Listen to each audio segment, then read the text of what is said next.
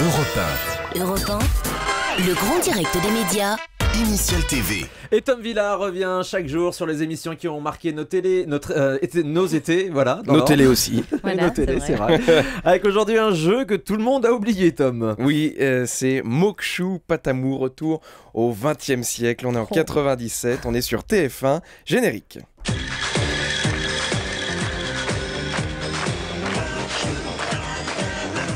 Ouais, le générique est de 97 aussi. Ouais, il faut laisser un ouais, petit peu là. Ça faisait une chanson, souvient pas. Mokshu Patamu, c'est ça? Exactement, ouais, c'était présenté par le sympathique Vincent Perrault. Il y a vraiment beaucoup qui vous en souvenaient. Ouais. Et le concept du jeu était à la fois très simple et très compliqué. En gros, pour faire le résumé, c'était un énorme jeu de loi géant, un plateau incroyable de 14 mètres de haut où 3 binômes s'affrontaient et devaient arriver les premiers à la case numéro 100. Voilà, ça c'est un résumé simple. Parce que voici l'explication de l'animateur Vincent Perrault. Un conseil, arrêtez tout chez vous, tendez bien l'oreille, il se peut qu'on perde des gens. Vous avez des questions, vous répondez bien, vos partenaires disent s'ils prennent ou s'ils passent. Et à partir de maintenant, s'ils prennent et qu'ils répondent bien, vous avez vous une troisième partie de questions, mais vous devez obligatoirement y répondre. Pas de problème?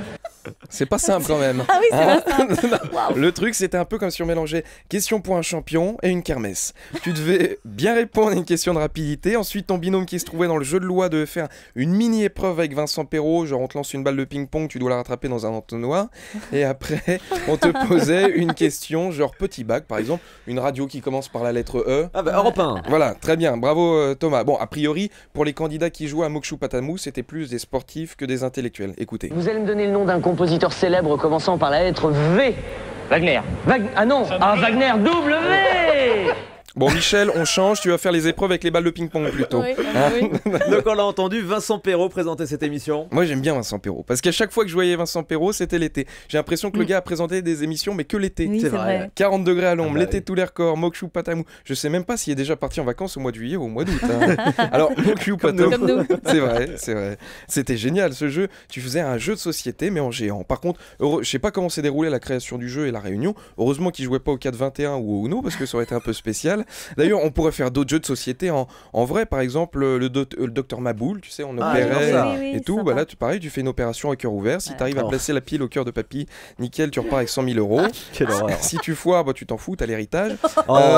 Au mieux, tu peux faire un monsieur patate géant. Tu changes le nez et la bouche, Ah le oui. menton. Je crois qu'il y a un pilote avec les frères Bogdanov qui a été fait. Bon, ça a très peu de réussite. Et je vous laisse. Moi, je vais proposer un jeu à TF1. On devra faire le jeu de mots, le mot le plus long avec des lettres. Et on devra faire des calculs mentaux aussi. Ouais, ça existe déjà ça, Tom, hein, déchiffrer des lettres. Hein. Oui, mais moi, entre deux calculs, on lancera des balles de ping-pong. Et on va voir s'il est aussi fort que ça, Laurent Meshko. Bon week-end. Merci beaucoup, Tom Villa pour Initial TV, tous les jours pour conclure cette émission.